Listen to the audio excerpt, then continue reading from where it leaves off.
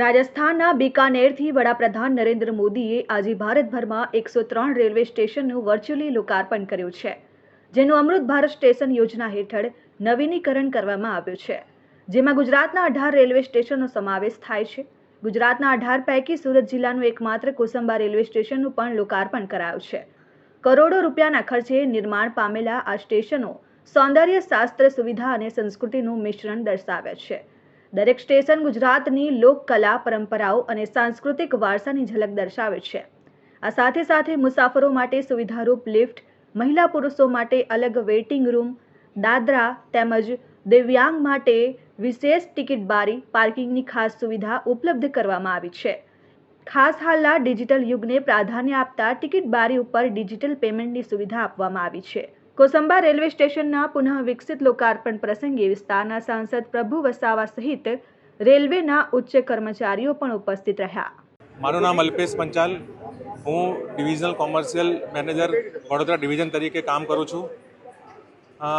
આજે આપણે Kosamba railway station પર ઉપસ્થિત છીએ, જેનું અમૃત ભારત સ્ટેશન સ્કીમની અંતર્ગત પુનર્વિકાસ કરવામાં આવ્યું છે।